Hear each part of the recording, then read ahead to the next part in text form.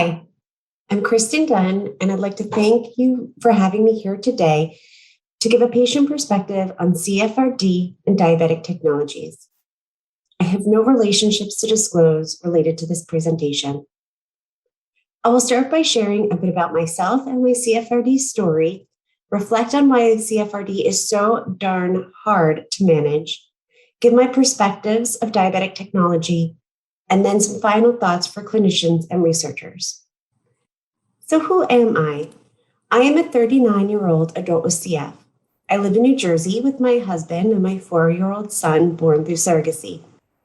I was diagnosed with CF a few weeks after birth due to a meconium blockage in my biliary tubes. I am Delta F508 homozygous with a pretty classic CF presentation and progression, and I'm now taking Trikafta. In 2002, I was 20 years old in college when a blood test during home IV antibiotics showed a high blood glucose. My doctor at the time ordered a fasting glucose test as follow-up, and when that came back normal, nothing else was done. In 2006, at a new CF center, a random blood test again showed high blood glucose. This time, my CF doctor immediately referred me to a diabetes center. I was given a glucometer and recorded my blood sugar levels before and after meals for several weeks. That resulted in a diagnosis of impaired glucose tolerance. I was able to manage this with small dietary adjustments. By 2009, I had lost weight and was struggling with my appetite. Megace had worked for me in the past, but we knew it would make managing my blood sugars by diet alone difficult. So we tried Megace and fast-acting insulin with meals for 2 weeks. After the 2 weeks, I didn't want to give up my insulin. It was honestly a lot easier than I thought, and I enjoyed the freedom to eat more carbs. Between 2013 and 2019, I had many fluctuations, both increases and decreases in my insulin requirements, which I'll touch on a bit later. By 2019, my CFRD had progressed, and I began using Levemir in addition to my bolus insulin. By 2020, my CFRD really progressed, and I began using Toujeo as long-acting insulin, started using a CGM and an Inpen. So what makes CFRD so darn hard to manage? First and foremost are the many fluctuation of insulin needs and glucose tolerance. We can't simply have a static carb ratio and long-acting insulin dose. Over the long term, CFRD is progressive, so insulin needs increase. In the short term, it is affected by illness, exercise, medications, including prednisone bursts, chronic prednisone and modulators, pregnancies, menstrual cycles, stress, and sometimes for reasons we can't figure out. Just a few examples of my personal experience. For a short time, I was not on birth control, and for the first few days of my period only, I would experience these dramatic blood sugar drops in the middle of the night. Blood sugar drops have interrupted my workouts at times, which are so important for our mental and lung health. And even though my lungs and arthritis would really benefit from prednisone bursts at times, I hesitate to do them due to my blood sugar. On the modulator or combi, I enjoyed a few blissful months where I hardly required any insulin at all, such that when my CFRD did progress, I was almost in denial, thinking maybe if I just waited it out a few weeks or months, it might just mysteriously get better again. This can be incredibly frustrating. It's difficult to feel as though I'm doing a great job managing my CFRD when I'm chasing a moving target. If I'm trying to keep tight glucose control, but experiencing fluctuations, I may wind up with a low blood sugar. Low blood sugars are scary and exhausting. So my natural inclination is to keep less control to avoid the possibility of a low. Carb counting. All of the fluctuations I just described make determining an accurate carb ratio difficult. When beginning a meal, I'm sometimes unsure of my fickle appetite. Maybe I won't be able to finish my plate. Maybe I'll have seconds and thirds. Or maybe I'll have a coughing fit after eating and throw up my food. All of this complicates carb counting and insulin dosing, to say the least.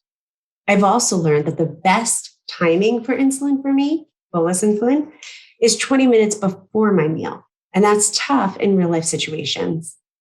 Then, of course, there is a huge diabetes burden of care, and we already have a disease with a huge burden of care. I've heard many CF friends say diabetes is harder to manage than their lungs. I used to think of it as the straw that broke the camel's back, but I realized it's much more like a log that broke the camel's back. Excuse me. There are more prescriptions, doctor appointments, things to think about throughout the day, and supplies to have on hand. If I ever leave my house, I need to be able to monitor my blood sugar and have something sweet on hand in case I go low. Diabetic control really demands attention and incredible dietary discipline. But for me, and I think most people with CF, it is a distant second priority to our pulmonary care. Our lungs come first. And lastly, there is a lack of diabetic professionals with knowledge specific to CFRD. This is especially evident when I speak to the dietitians at my diabetes center. Speaking of diets, that is another thing that makes CFRD so darn hard. I'll start with the endocrinologist.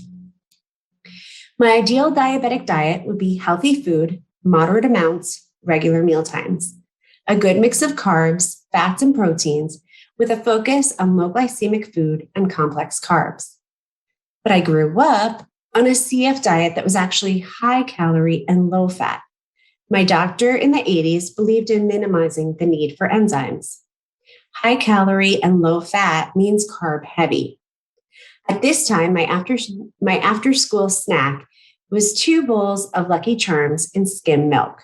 Certainly not diabetic friendly. Later, my CF doctors prescribed a traditional CF diet, high fat, high calorie, whatever, whenever, to gain weight. This was not diabetic friendly as I was still highly reliant on sugar. My meal times were anything but regular, and my food intake heavily skewed toward the evening when I was less congested.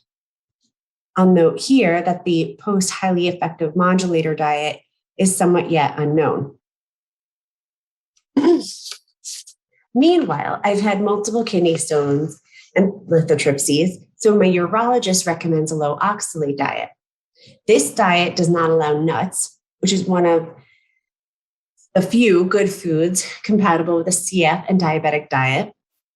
The low oxalate diet also allows white rice, but not brown rice. Once again, a contradiction to a diabetic diet. I also have horrible CF-related arthritis. And as you can see, even my rheumatologist has his own ideas for my diet. But here's the thing. Sometimes when I'm really sick and congested, all that appeals to me is a marshmallow.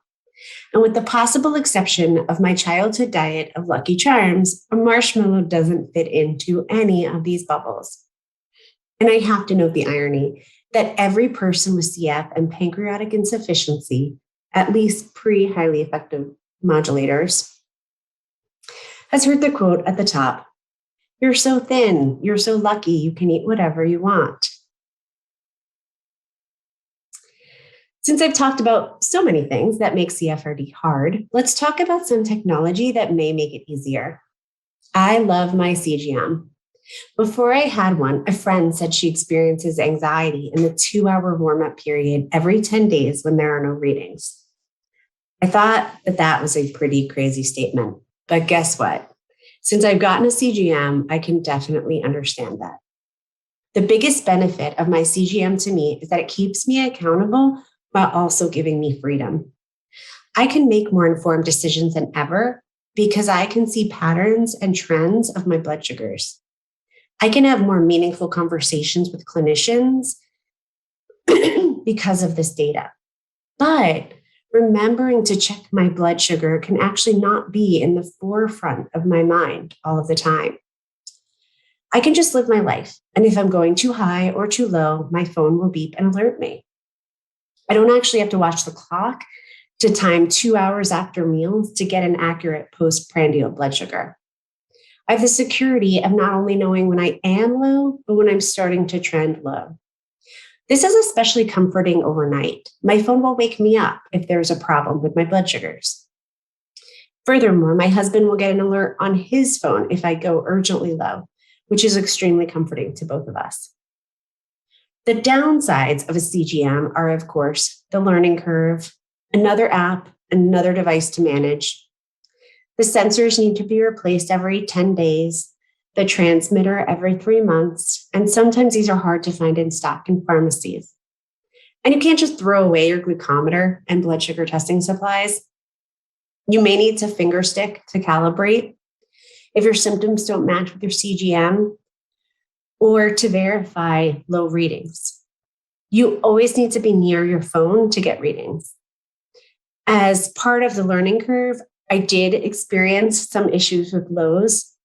When we get a low, we are told to eat 15 grams of carbohydrates, wait 15 minutes, and recheck our blood sugar. With a CGM, you get a low, eat 15 grams of carbohydrates, and every 5 minutes, your phone is beeping at you, telling you that you are going lower and lower until those 15 grams of carbs finally kick in.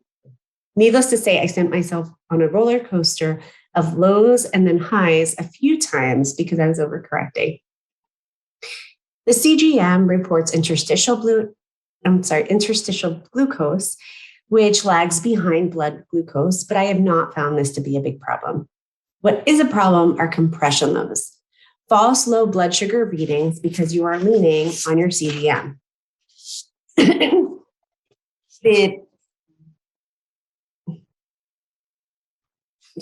on your CGM. The picture on the slide is me, but I now prefer to have the CGM on my arm to avoid overnight compression lows from sleeping on my side. Lastly, probably the biggest thing ever to take my disease from invisible to visible has been this CGM. This doesn't bother me at almost age 40, but it probably would have at age 22. It is unbelievable how many times I am stopped by strangers to ask about the CGM.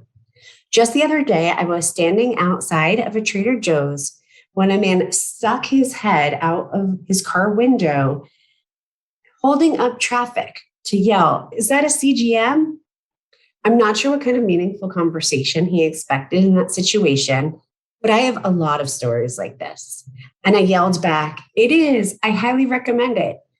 I sort of feel like an unofficial spokesperson for those self-conscious about the CGM. I'd like to share this recent Men's Health article. Use CGM, right, bro? It boasts the CGM, once reserved for diabetics, as the hot new biohacking tool for guys that clearly spend a lot of time in the gym. So maybe there's hope that the CGM will one day be really trendy. I began using an Inpen shortly after the CGM. The benefits of the Inpen include a tool in the app to calculate insulin dose using the number of carbs you are about to eat and your current blood sugar. If the connectivity works correctly, your blood sugar number should automatically interface from your CGM, but I often have to enter it manually. My endocrinologist believes this tool to be the most useful feature of the Inpen, but I do disagree because it is contingent upon an accurate carb ratio, which I've expressed can be very difficult. The Inpen also keeps track of insulin on board. Most useful to me is the ability to take half units of insulin and having the app automatically record the insulin I've taken. I can't tell you how often I think, did I take my insulin yet? Did I just think about taking it, or did I actually take it? Did I wind up taking 3 units or 4 units? This allows me to check. Insulin is not something you want to miss or to take twice. There aren't a lot of downsides to the Inpen. It is, of course, another device and another app to learn. The Inpen does need to be near your phone to record. And even then, at times, I have had tech issues with the dose not successfully recording. There are a limited number of insulins available for use with the Inpen, though Fiasp is now available as well. I don't have an insulin pump. The pump is intimidating to me because of the learning curve, managing another device, and having another thing on my body. It's visible and with tubes. And with tubes cumbersome. I have a very physical toddler who likes to jump and climb on me. He has accidentally pulled out a port needle, and I worry this would happen with the pump as well. I would give it a try, though, if my glucose was not adequately controlled. Would I try a dual hormonal bionic pancreas? Yes, absolutely yes. I feel that all the negatives of a pump would be worth trying, because it's pretty much a dream that a device would manage your blood sugars, whether your sugar was too high or too low, with minimal input from me, and I would not have to carb count. Some final thoughts for clinicians and researchers. Please give patients and families options of technology to help manage their diabetes. I love my endocrinologist, but I did have to ask him for both the CGM and the Inpen after learning about them from the Teen Health CFRD education program. He didn't want to burden me by adding these devices into my already complicated medical life, but in reality, the CGM has actually unburdened me in many ways. On the other hand, diabetes is not the only thing we have going on in our lives or in our health. So treat patients holistically and with empathy. In 2019, my first conversation with my endocrinologist about my CFRD really progressing was exactly 2 weeks after my father's death from cancer. If he had insisted at that moment we introduce and begin these new diabetes technologies, I probably would have had a nervous breakdown. Instead, I successfully started them a few months later. So let your patients be equal partners in the discussions of these devices. Likewise, the mental health burdens of CFRD are real. Body image is a huge topic this year due to Trikafta weight gain, and these wearable technologies impact body image as well. So I'd love for this to get some attention in CF Clinic, where we have mental health infrastructure and established relationships. 4 questions for your consideration. 1, how can we improve CF-specific expertise for endocrinologists and diabetes educators and dietitians? It's often left to patients to figure out and interpret what advice they hear from a diabetes center to actually follow. 2, how can we improve CFRD education for patients and families? Education is so important, and I humbly think we can do a better job of it. I understand my CF lungs so well, but I'm still learning about my diabetes by picking up random bits of useful information here and there. Basics like pathophysiology, glucose patterns like reactive hypoglycemia and the dawn effect, useful tips like pre-soaking a CGM. Even diabetes technologies get less intimidating the more you know about them. I've spent a lot of time and energy seeking out this information, but many patients don't have that time or desire. There is a lot of general diabetes content out there, but I would never seek out information that was not CFRD specific because I wouldn't know what actually applies to me. 3, what are the ideals of diabetic management for people with CF? Some people with CF are managing to under 180 and others are striving for even tighter control. 4, will we be more at risk for traditional and vascular complications now that we have access to highly effective modulators and are living longer? We tend to think of CFRD as more nuisance than threat. But do we need to change that perspective in the future? Does CFRD need to be moved to a higher priority than just secondary to our lung health? When I talk about how difficult managing CFRD can be, I recognize that applies to providers as well as patients. So thank you for listening. Thank you for caring, and thank you for taking on this incredibly frustrating aspect of CF together with us. We are so grateful.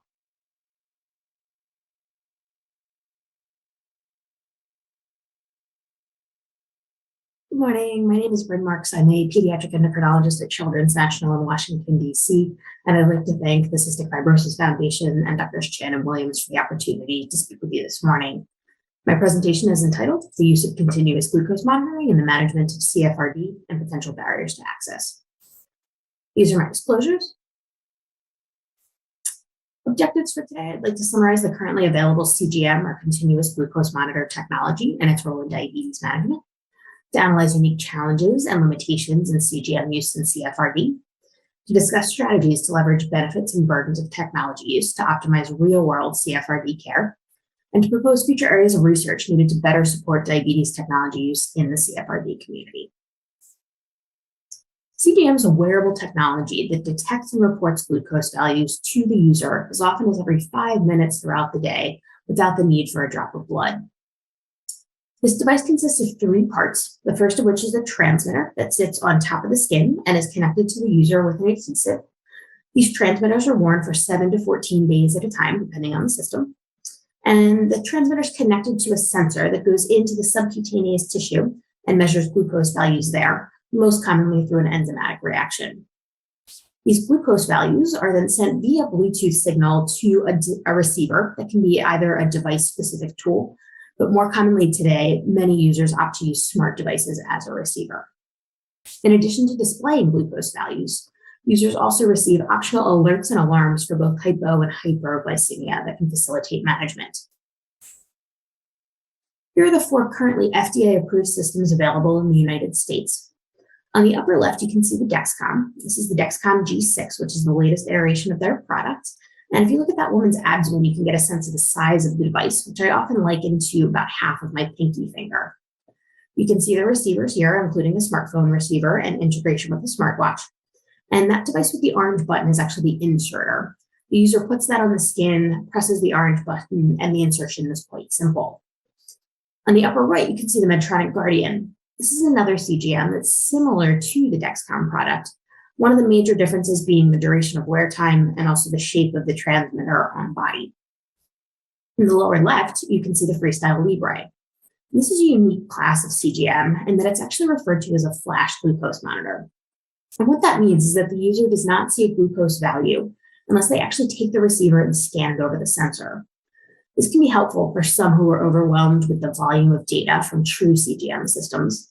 But one of the challenges is that if the device isn't scanned at least every 8 hours, data is lost. And finally, on the lower right is the Eversense. This is a unique CGM in that it's actually an implantable sensor. This little black rod on the left is placed using a minor surgical procedure in the office. And in the United States, it can be worn for up to 6 months at a time, but as long as 12 months in Europe. That sensor, although fully implanted, does still pair with a transmitter that's present on top of the skin. And beyond the implantable sensor, the functions of the Eversense and integration with smart devices are also very similar to the other technologies. I want to show you the power of real-world CGM data. And what you're looking at here are actual glucose values from one of my patients. On the y-axis, you can see glucose. That lower blue line is what we consider the lower limit of glucose for individuals with diabetes, 70 milligrams per deciliter. And the upper blue line is the upper limit of normal, 180 milligrams per deciliter. On the x-axis, you can see time of day, beginning at 12 a.m., going to 6 a.m., 12 noon, and finishing up at 12 midnight. And these 3 green X's are fingerstick glucose values. And on first glimpse, you would think that the insulin dosing is working well, and that the patient is doing a good job with adherence to the regimen. However, when you get 288 data points a day with the CGM system, or glucose value every 5 minutes, you can see a previously unrecognized periods of hyperglycemia, as captured by the orange and the yellow areas, and previously unrecognized hypoglycemia, as captured by the red around 4 to 6 a.m. This data can really help us to better think about management. In addition to the data, the user gets both a glucose value and what's referred to as a trend arrow. So the 252 with a slanted up arrow indicates that the glucose is rising slowly, 110 with a flat arrow that it's holding steady, and 118 with a double arrow that the glucose is dropping quickly. This additional data from the trend arrows is immensely helpful for management. Thinking more about glycemic targets in CFRD, Should be aware that at this time, we don't have any formal CGM targets for individuals with CFRD. However, there are well-established glycemic targets, including an A1C less than 7%, fasting glucose values between 80 and 130 milligrams per deciliter, and 2-hour post-meal values below 180 milligrams per deciliter. In contrast, the image here is the international consensus guidelines for CGM time and range for individuals with type 1 and type 2 diabetes. This green bar here captures the percentage of time that the glucose is between 70 and 180 milligrams per deciliter. And the recommendation in the guidelines is to target at least 70% of glucose values in this range.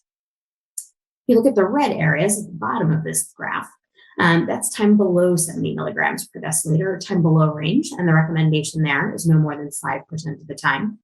And then the yellow and the orange capture time above range, above 180 milligrams per deciliter, and the recommendation is to minimize that. Now you might wonder where these guidelines come from. And I actually want to show you some data from seminal studies in type 1 diabetes. And when they looked at frequent glucose monitoring with finger sticks, they actually found that when 70% of glucose finger sticks were in range, that corresponded tightly to an A1C of 7. Hence, why a time in range of 70% is recommended. Similarly, given that we recommend an A1C target below 7% in CFRD, I would argue that a time in range of 70% is also a reasonable target. Thinking more about the evidence for CGM use in CFRD, I'd like to review a few studies with you. The first is a study done by Reardon and colleagues in 2009, and it's widely considered to be the study that validated CGM use in CF. They looked at the accuracy of CGM versus plasma glucose during oral glucose tolerance testing at baseline and again 12 months later. And they showed really comparable accuracy of the CGM with the plasma glucose. More recently, other studies have looked at CGM data in free-living real-world conditions. Data from Drs. Chan and other groups have shown that maximum CGM glucose and worsening glycemic excursions are linked to declines in pulmonary function tests. This data here from Leclerc and colleagues, they took individuals who had CF with normal glucose tolerance, and they grouped CGM data into two separate ones based on free-living CGM data. Those who had a maximum CGM glucose above or below 200 milligrams per deciliter. And if you look on the left here at FEV1 and on the right at FVC, you can see that individuals who had a maximum glucose over 200, as captured in the yellow bar, had a lower FEV1 and lower FVC. Other studies by Frost and colleagues recently have shown that in individuals with CF and dysglycemia, but not a diagnosis of CFRD, that pulmonary function tests and weight gain improve with CGM-guided insulin therapy. Though it's difficult to determine whether those improvements are from the insulin itself or from the CGM, but still some interesting preliminary evidence. Next, let's think more about benefits of CGM use in type 1 diabetes, where CGM has been more extensively studied. In terms of benefits, we've seen remarkable improvements in glycemic control with decreases in A1C, accompanied by decreases in hypoglycemia and severe hypoglycemia. This went along with improvements in health-related quality of life. Individuals report greater treatment satisfaction, less worry about hypoglycemia, and even improved sleep quality. That's not to say that CGM is without its challenges. There have been issues with lack of sustained use, and commonly cited reasons for CGM discontinuation include being overwhelmed with those 288 data points per day, struggling with the on-body presence and a visible reminder of a diagnosis of diabetes, and skin complications ranging from difficulty maintaining the device adherence from the 7 to 14 days of wear time, and also issues related to hypersensitivity due to the adhesive used with these devices. And finally, what I consider to be some of the greatest challenges with regards to CGM use, alarm fatigue. While the alerts for both hypo and hyperglycemia can be tremendously helpful and facilitate management, if not set appropriately, these can be bothersome. It's really critical to work with patients to set appropriate alerts that are helpful and not burdensome. Other challenges that we've seen are disparities in access, both according to race and ethnicity, socioeconomic status, and insurance type. As these diabetes technologies continue to advance, it's crucial that we ensure that everyone who wants to use these devices can access them. Taking our attention back to CF, I'd like to share with you some recent survey data that I conducted along with several colleagues. We had the support of the CF Community Voice Group with this, and greatly appreciate the 120 responses that we received, or an 11% response rate. This was an online survey that we distributed on May 26th and June 4th, 2020. We used adults only. We got a total of 53% of the respondents had a diagnosis of CFRD, and that included 51 adults with CF and CFRD and 12 parents of children with CFRD. In the study, we used a validated survey called the CGM Benefits and Burdens Scale. It's been studied in individuals with type 1 diabetes, including those who are and are not using CGM. It's a total of 16 questions, 8 about perceived benefits and 8 about perceived burdens. And there's a 5-point Likert scale used to code responses. So in terms of benefits, what you can see here, the dark blue and the light blue capture strong agreement and agreement. The gray is neutral, the pink is disagree, and the red is strongly disagree. In terms of the perceived benefits of this technology, some of the areas that saw the highest rates of agreement were that CGM makes taking care of diabetes easier, that CGM makes me feel more secure, CGM would let me do fewer finger sticks, and I would take better care of my diabetes with a CGM. With these positive responses, it's not surprising to see that 75% of individuals with CFRD reported CGM use. And that number is remarkable. It's higher than we're seeing even in some centers with type 1 diabetes. All in all, 80% of the respondents agreed or strongly agreed with at least 5 of 7 positive statements about CGM use. Next, let's shift our attention to the perceived burdens of this device. And to put this in perspective, if you disagree or strongly disagree with a burden, it's not a bothersome thing to you. But if you agree with it or strongly agree, it's concerning.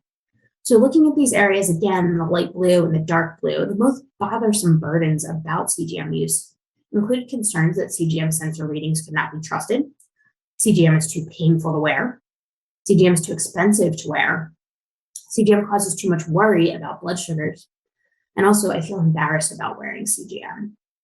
So despite high rates of use, with those concerns and those perceived burdens of device use, we found that 19% of CGM users discontinued use. And the reasons for discontinuation align very closely with those perceived burdens that we just reviewed. To help put this in perspective, let's think a bit more about the cost of CGM. First, you have to envision the cost of routine CF care. Add on to that the cost of insulin therapy, which has received national attention for skyrocketing costs in recent years. And then imagine another cost. CGM is not formally approved for use in CFRD, and with that, insurance coverage can be variable. For individuals who do not have insurance coverage, the monthly cost for a Dexcom system is about $315 a month, and that's compared with about $130 a month for the Libre. This technology, although helpful, is not without its costs. Other challenges that are really specific to the devices used.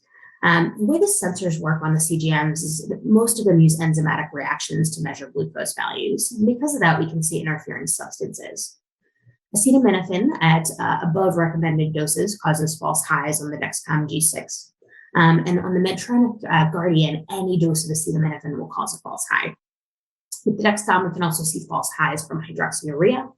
And in the Libre, we can see false lows from aspirin and false highs from vitamin C, which is notable given that vitamin C is in many, many foods. Similarly, we also worry about hypoxia, and the reason there is that many of the enzymatic reactions are oxygen dependent. We learned some really interesting things about CGM use during the pandemic, and although not formally approved for inpatient use, the FDA did not object to use during the pandemic to minimize patient contact. In a study looking at the accuracy of the Dexcom G6 and the Medtronic Guardian in critically ill patients, researchers examined the MARD, or the mean absolute relative difference. This is the percent difference between the CGM glucose value and the gold standard glucose value. And at baseline, both of these systems have an MARD around 9%, though it varies slightly depending on the study you look at. The MARD for the Dexcom in critically ill patients went up by about 2%. For the Guardian, it went up by about 4%. Now, I can't tell you exactly what critical illnesses these patients had, but presumably at least some of them had hypoxia and or required supplemental oxygen. So although further studies are needed, this is some good preliminary data to suggest that hypoxia should not impact CGM accuracy. Other challenges relate to the need for routine diagnostic imaging. So we talked already about the 7 to 14 day wear time of these sensors. And the other thing to be aware of is that with the exception of the Eversense, when a CGM is taken off, it can't be put back on because that sensor needs to be in the subcutaneous tissue. Many of the CGM systems carry warnings about exposure to radiation and to diathermy. Diathermy typically captures things like the electric cautery used in the operating rooms. So in a recent study, Dexcom looked at the accuracy of their G6 product before and after exposure to radiation. Devices were exposed to a total of 80 grays of radiation, which is well beyond the typical dose seen with a chest X-ray or a chest CT. And other sensors were exposed to a 1.5 or 3 Tesla magnetic field. The accuracy of both types of sensor exposures was not impacted. And reassuringly, in the MRI exposed devices, the sensor and the transmitter are heated by less than 2 degrees Celsius, and there was no sufficient force to dislodge the sensor. Again, further studies are needed, but some encouraging preliminary evidence that perhaps these technologies don't need to be removed for routine imaging. Thinking a bit beyond CGM alone, I want to expand our thoughts to other diabetes technologies, including insulin pumps. Pumps provide a continuous subcutaneous infusion of insulin, and it more closely mimics physiologic insulin delivery than we can attain with injection-based therapy.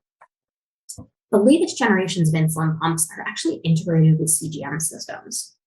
In the older generation, the predictive low glucose suspend, when the CGM predicted impending or actual hypoglycemia, the pump could actually stop or decrease insulin delivery in an effort to prevent and mitigate the severity of hypoglycemia. More recently, the next generation of systems, referred to as automated insulin delivery or hybrid closed-loop systems, they similarly can decrease or stop insulin delivery to prevent lows, but these devices can also automatically increase insulin delivery in an effort to prevent and treat hyperglycemia. There are studies underway exploring the use of these hybrid closed-loop devices in CFRD. But people can only realize the potential of all of these technologies if they're also willing to wear CGM. Other questions that remain unanswered include how to best implement diabetes technology into CFRD practice. What's the optimal timing to introduce CGM? I would argue that at diagnosis of CFRD, when you're attempting to gather frequent fingerstick glucose values to determine optimal insulin doses, is really a perfect time. Wearing these technologies for 7 to 14 days can replace the need for finger sticks during that period and can be helpful in decreasing the burden to patients. Other challenges include how to best support patients that are using these devices. In our diabetes clinics, we have diabetes educators who are integrated in clinic and able to support and educate patients on how to optimally use CGM systems. But we need to think more about how to better attain this goal in our CF clinics and how to better integrate endocrinology care. In conclusion, although studies show benefit to CGM use in other types of diabetes, there's limited evidence to support diabetes technology use in CFRD. CGM therapy is highly regarded in the CF community. However, rates of attrition remain high. And to avoid that, clinicians need to be aware of benefits and burdens of diabetes technology use to help patients to use these devices well and optimize real-world benefits. Finally, strategies to improve education, to mitigate the on-body presence, and to reduce the cost of diabetes technologies may promote greater device uptake and improved outcomes in the CFRD community. And with that, I'll thank you for your attention, and we'll be happy to take any questions at the end.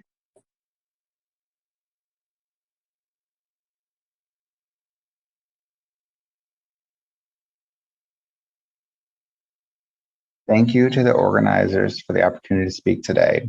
Today we'll be talking about automated glycemic control with a bionic pancreas and cystic fibrosis-related diabetes. Here are my disclosures. I have received funding from the CF Foundation, the Pediatric Endocrine Society, and the NIH. So cystic fibrosis-related diabetes, or CFRD, is one of the most common non-pulmonary manifestations of CF, affecting up to 20% of adolescents and 50% of adults with CF. The pathogenesis of CFRD is distinct etiology from both type 1 diabetes, which is a complete insulin deficient state, and type 2 diabetes, which is an insulin resistant state. The primary etiology of hyperglycemia in CFRD is a relative insulin deficiency secondary to destruction of pancreatic islets, This is related to the viscous secretions from the CFTR mutation, causing pancreatic inflammation and fibrosis. There is also destruction of alpha cells, leading to decreased alpha cell mass, impaired glucagon secretion, and increased risk of hypoglycemia. CFRD is also punctuated by episodes of increased insulin resistance, especially at times of infection, and often pulmonary exacerbations are treated with glucocorticoids, which can further increase insulin resistance and complicate glycemic management.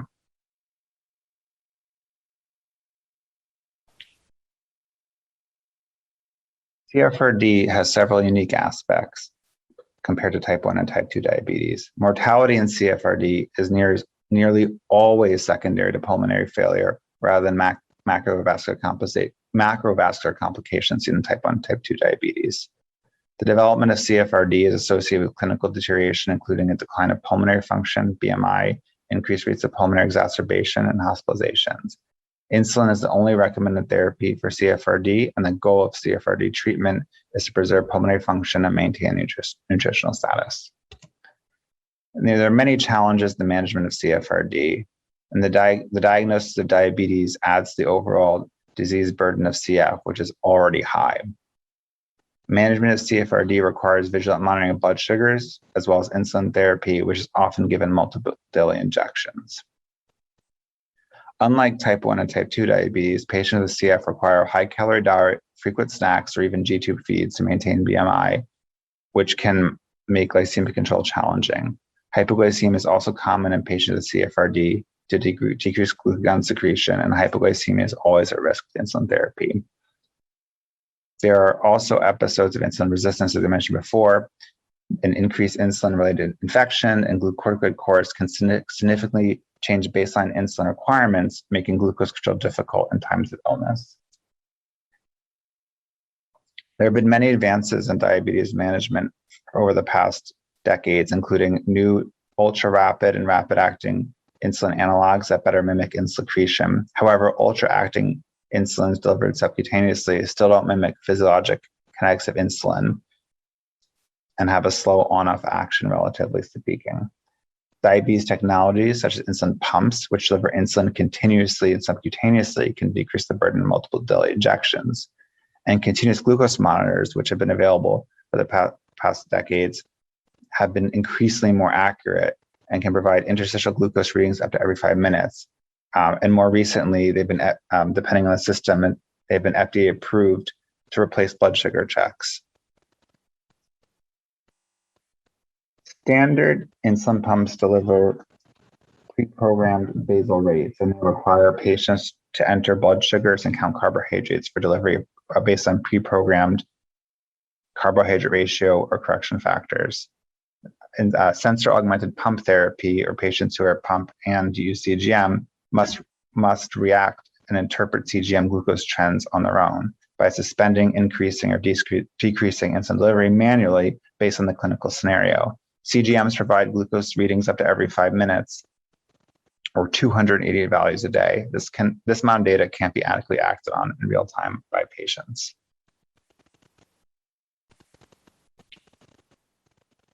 One major area of advancement in the area of diabetes care is the so-called development of artificial pancreas systems, or closed-loop technologies.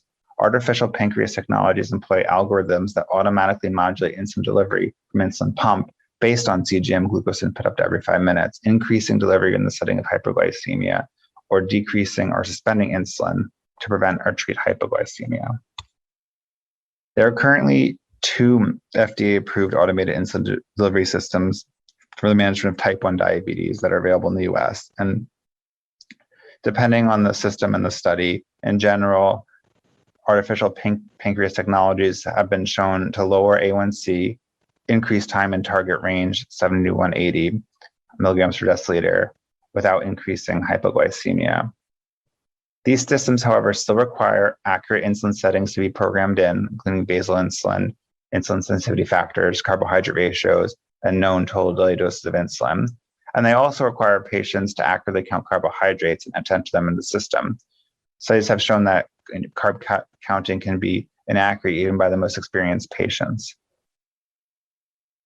Some closed-loop systems, or hybrid closed-loop systems, will actually exit automated delivery mode depending on the glucose trend if the algorithm can't currently handle the current insulin delivery based on glucose trends. Next, I want to talk about the bionic pancreas, which is an artificial pancreas system that I've been involved in studies with. Pictured here is the islet bionic pancreas produced by Beta Bionics. The precursor to this system is referred to as the bionic pancreas, and it was developed by an engineering team at BU led by Ed Damiano, who now runs Beta Bionics. The precursor to the islet was a phone-based algorithm controlling 1 or 2 insulin pumps based on insulin-only or bihormonal configuration.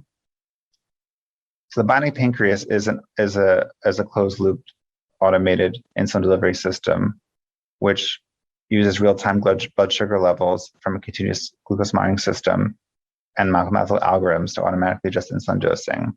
The pump can be used in an insulin-only configuration or a bihormonal configuration with insulin and glucagon.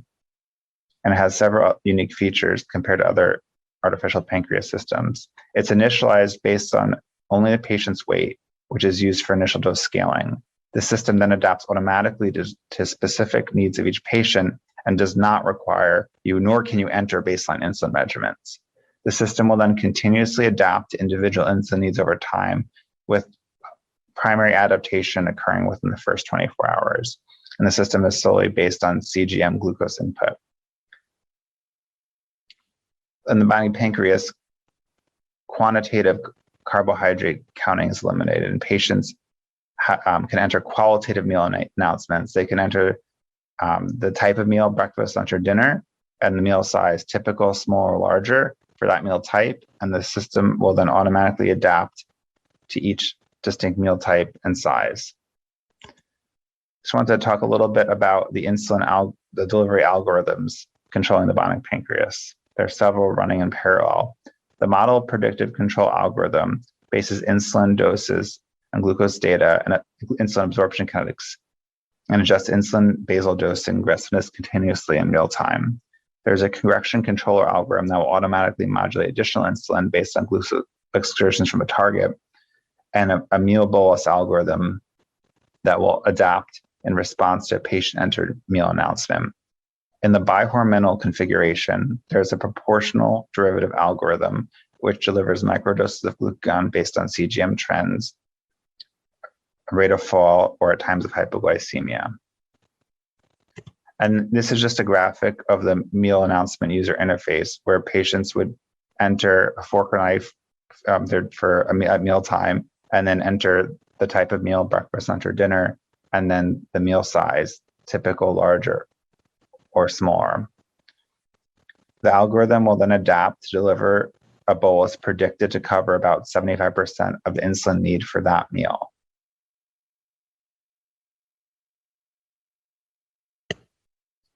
Next, I just want to talk about the rationale of bihormonal automated closed-loop systems, and there are several other companies working on bihormonal systems. So in general, in CFRD, there's, in addition to beta cell destruction, there's also decreased alpha cell mass, resulting in decreased glucagon secretion and in response to hypoglycemia. And any patient treated with insulin is at risk for hypoglycemia.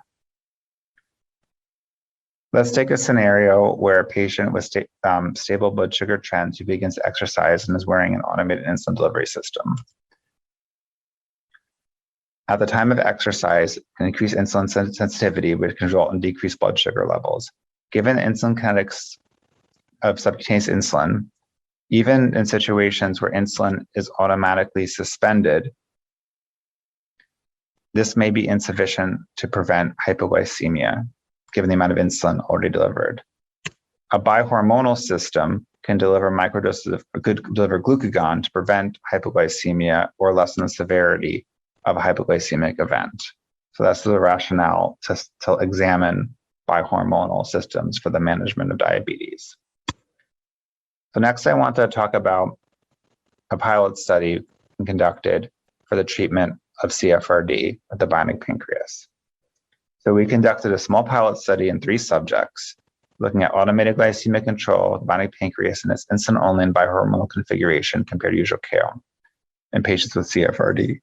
Each arm was 1 week in duration, and there was no washout period between arms. This study utilized the phone-based version of the bionic pancreas. The study included adults with CFRD. They were managed with insulin therapy on pump or injection, and they were not required to have experience with CGM. Subjects had to be clinically stable with no pulmonary exacerbations or IV antibiotics in the past 4 weeks, and no history of lung or liver transplant. The bionic pancreas was initialized solely on subject body mass without any information regarding baseline insulin requirement, and the algorithm was identical to that used in those used in patients with type 1 diabetes, so any modification in the study. There were no limitations placed on subjects' work, diet, or exercise. This is an outpatient study. In terms of outcome, the co-primary outcomes were mean CGM glucose and hypoglycemia percent time less than 54. Other outcomes included time in key ranges, and we also looked at some quality of life metrics. Here are the baseline study characteristics. It was a small study. There was 3 patients, but it did include patients with both an MDI or pump in their usual care, and the subjects had no current use of CGM in their diabetes care. Subjects had a wide range of baseline insulin requirements and duration of CFRD and A1C. So this figure summarizes the key results of the study. The figure shows a distribution of mean CGM glucose level and hypoglycemia in each arm by each patient. The mean CGM glucose level for each participant in each arm is shown as a circle and is connected by a line. And for each participant, the circle diameter is proportional to the percentage of the CGM less than 54. The heavy red circle and the heavy red line represent the group mean, and the horizontal dashed line corresponds to an 8-day therapy goal of 154, which comes to an estimated A1C of 7%. The mean glucose was nominally lower in the bihormonal arm, 139 milligrams per deciliter, and the insulin-only arm, 149 milligrams per deciliter, relative to the usual care arm, mean glucose of 159 milligrams per deciliter. The percent time of blood sugar less than 54 was minimal in all arms.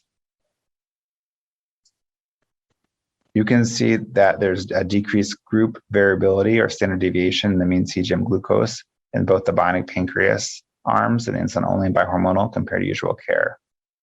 We also collected some quality of life survey data, and subjects indicated that they felt freer with their food choices and worried less about their blood sugars and hypoglycemia while wearing both configurations of the hypoglycemia. And this slide, next slide, summarizes a similar study design, the patients of type 1 diabetes, looking at patients' usual care, insulin only, and bihormonal configurations of bionic pancreas. It also used the phone-based version of the system, and there were 23 subjects included in this study.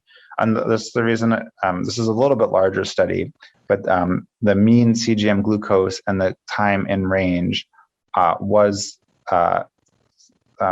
similar in the patients with CFRD in terms of the automated arms with the bionic pancreas. So overall, automated insulin delivery for the management of type 1 diabetes has been associated with improved time and target ranges. The bihormonal systems, which deliver glucagon in addition to insulin, may decrease rates of hypoglycemia and allow for lower algorithm glucose set points, and further study needs to be done to determine the utility of bihormonal systems. And larger studies of automated insulin delivery systems are needed to further examine their utility and management of CFRD. Along with mentors, Dr. Putman and Dr. Russell, we're currently conducting a larger randomized controlled trial with the iLet bionic pancreas and its insulin configuration, MGH, in adults and pediatric patients, and that study is currently enrolling. And Dr. Putman has CF Foundation funding for a multi-center pivotal trial of the bionic pancreas for the management of CFRD, which is currently in the planning phase. I'd like to thank everyone, research team MGH, including mentors Dr. Putman and Dr. Russells, as well as collaborators at Beta Bionics, and a special thanks to all the study participants. I look forward to answering questions during the live Q&A. Thank you so much.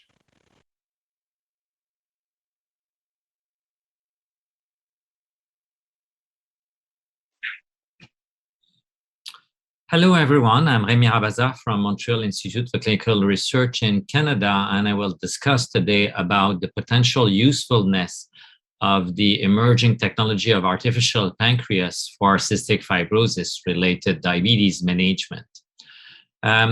Here are the entire companies with I can have some direct relationship either personally or through my research center or through my research team, and I highlighted in red companies that could have some direct interest in the continuous glucose monitoring systems and in insulin pumps and in the artificial pancreas systems. The objective of today are to define the concept of an artificial pancreas. Sometimes it's also called closed loop control systems, or what we will use during that presentation, automated insulin delivery. We will also summarize the main available data for the two main versions of automated insulin delivery, single and dual hormone. I will detail what this means in upcoming slides. We will highlight the unique pilot study in patients living with CF using automated insulin delivery. And with this, we will discuss potential benefits and risk for patients with cystic fibrosis. Let's have a unique slide on cystic fibrosis-related diabetes, which I believe is one of the new frontiers in cystic fibrosis management. Because people live longer and because the risk of cystic fibrosis-related diabetes is directly related to age, we will see more diabetes in the future. In addition, cystic fibrosis is preceded by a long phase of glucose intolerance, where there's a lot of ongoing research to define if this could be a period in which intervening on glucose would be useful. Roughly more than half of the people living with CF will develop at some point CFRD. It may be even more in people with severe phenotype. And you can keep in mind that approximately the same percentage as the decade of people do have diabetes. So for example, 20% at 20 years, 30% at 30 years, and so on, with the additional equivalent proportion of people with prediabetes. There is a big association between CFRD onset and a more rapid decline in BMI and FEV1, which translate into an increased risk of early mortality. The treatment with insulin is usually associated with improved clinical status, less decline or some improvement in BMI and FEV, and also decreased mortality.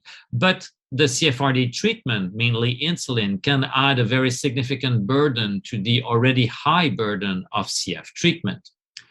What about a very high-level vision of treating diabetes with insulin? You will need to monitor blood glucose, the classical capillary blood glucose, but also have all those little devices now that allow to do continuous or flash glucose monitoring, Flash Libre, Dexcom G6, for example. As far as for insulin delivery, you can either use insulin pens, multiple daily injection, or you would use continuous subcutaneous insulin infusion, also called insulin pump. The most recent advanced technologies, continuous glucose monitoring, flash glucose monitoring, and insulin pump, are not frequently used in patients living with CF, but small studies, case report, clinical experience have shown possible benefit of switching to those technologies. Let's see again some barriers, issues for the treatment of insulin-treated diabetes. Patients are going to navigate between the risk of hypoglycemia, low blood sugar, which can be close to daily in people in very good control and can have major physical consequences, for example, fall, coma, convulsions, psychological consequences like fear. We could add social consequences, for example, losing your driving license. So hypoglycemia is a big complication of insulin treatment. Conversely, hyperglycemia is related to the risk of long-term complications, for example, eye and kidney. Also, there are some quite good evidence in the literature that hyperglycemia could directly or indirectly contribute to accelerated weight loss or lung function loss in people with cystic fibrosis. So the ideal goal of an insulin treatment would be to have it better, less hyperglycemia, safer, less hypoglycemia, and simpler. Can we try to reduce the burden of blood glucose monitoring and insulin delivery?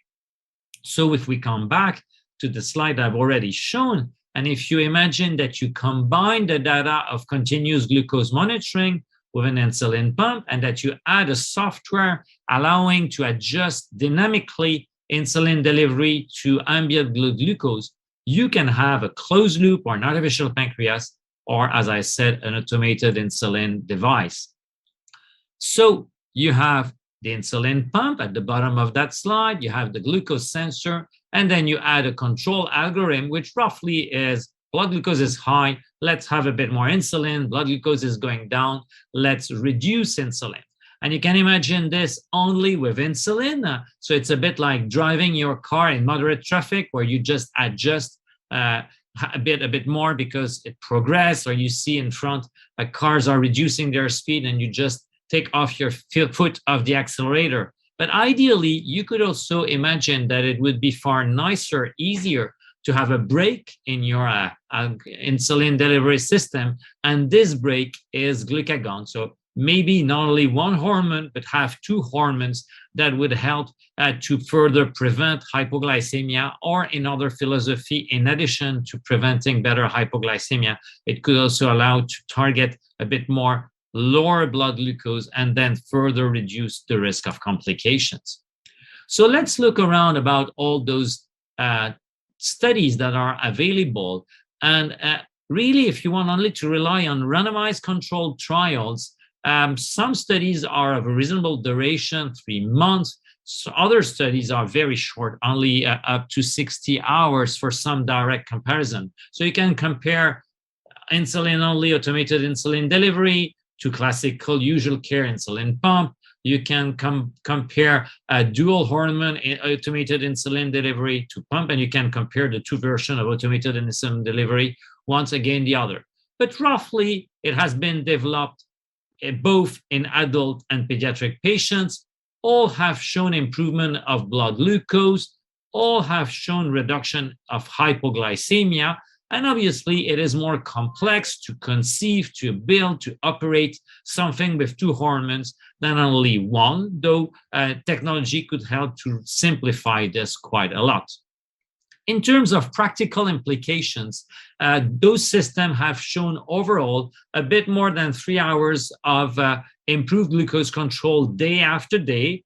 2.5 hours are coming from less hyperglycemia, less high blood sugar, and half an hour of hypoglycemia, low blood sugar. Again, so it's a real complete revolution 100 years after the first therapeutic use of insulin to have this ongoing now.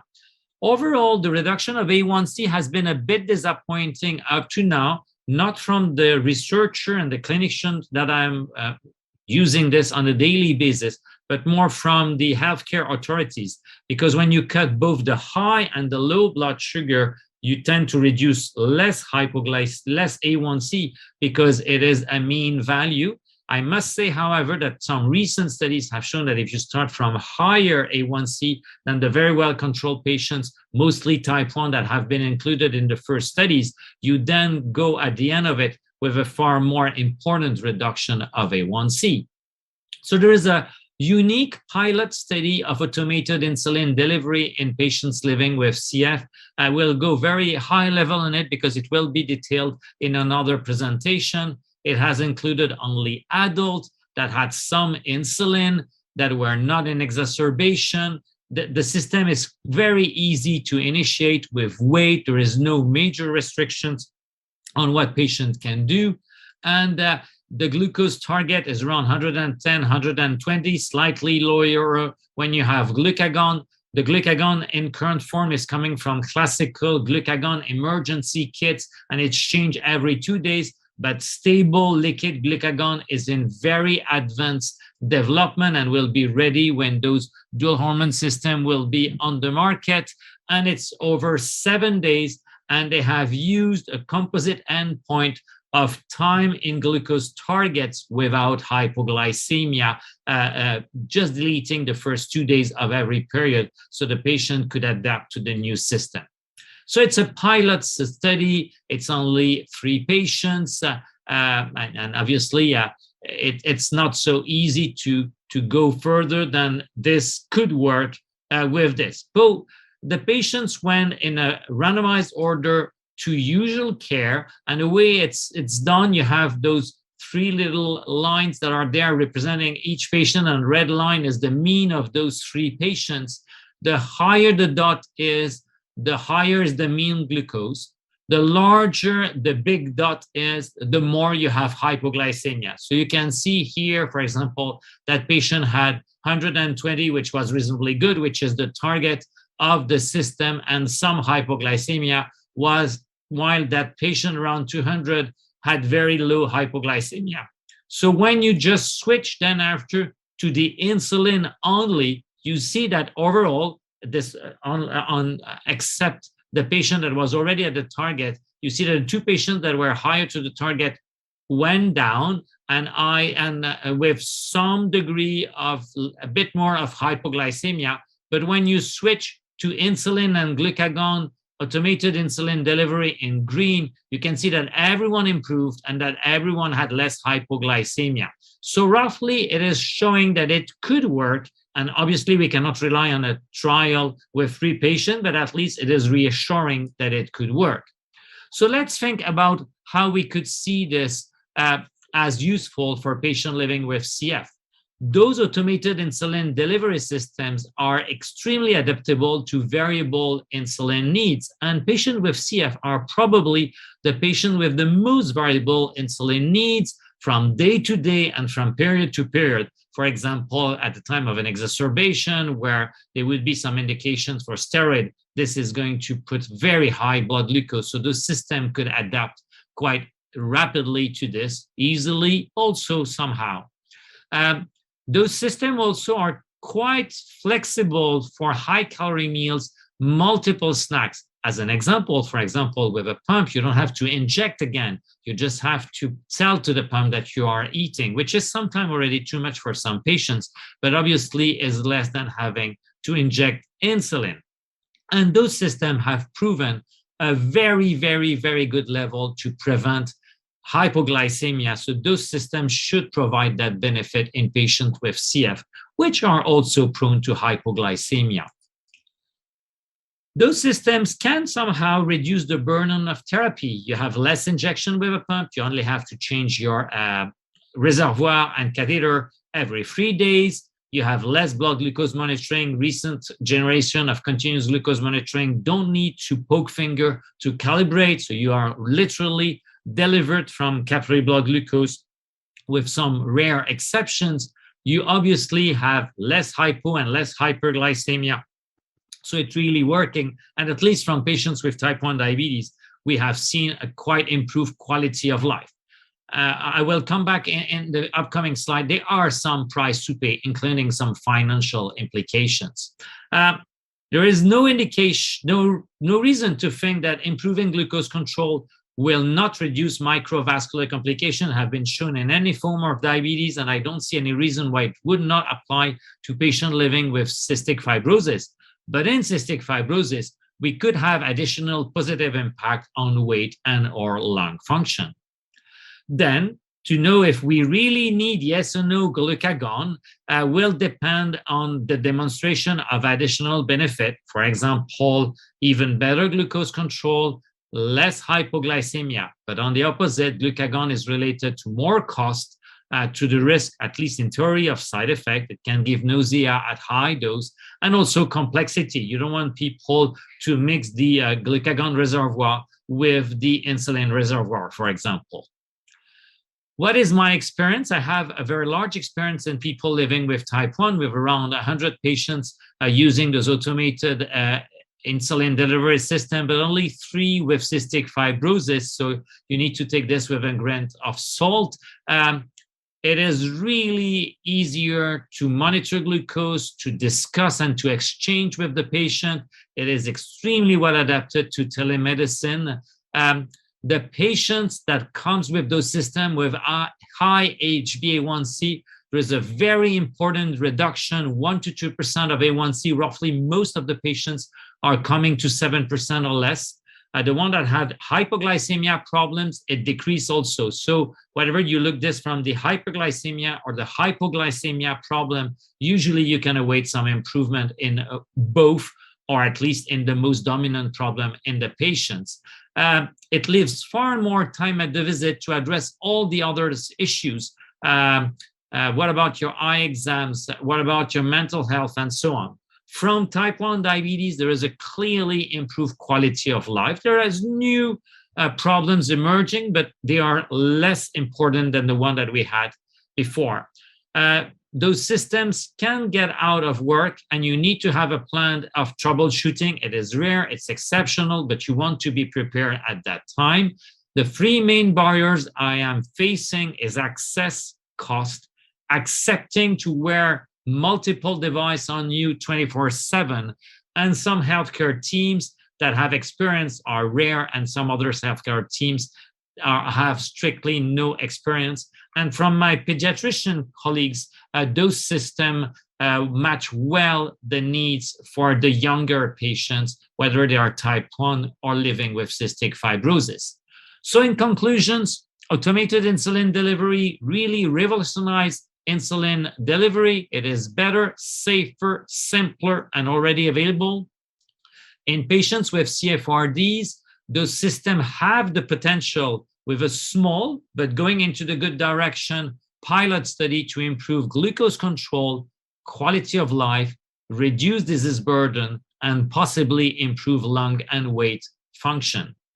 A specific algorithm might be needed for patients living with CF, but in the pilot study, on that very small number of patients, the algorithm developed for people living with type 1 was giving indication of some good results. Finally, I want to highlight that I am able to do this work around automated insulin delivery and also cystic fibrosis with the large support of my team, and specifically Kate Porter and Kate Desjardins. There is a team working in cystic fibrosis related diabetes around me. We have funding from various organizations, and we are grateful. And to prepare this presentation, I had numerous discussions with patients and patients' partners, so I could try on that level, that domain where there is few evidence, to try to give you a glimpse of what we hope will be the future. And I thank you for your attention. Merci beaucoup.